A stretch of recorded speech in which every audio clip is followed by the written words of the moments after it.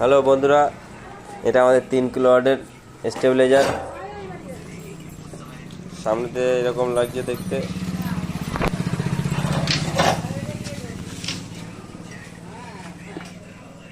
সবাই মাত্র রেডি হলো। এটা ম্যানুয়াল স্টেবিলাইজার।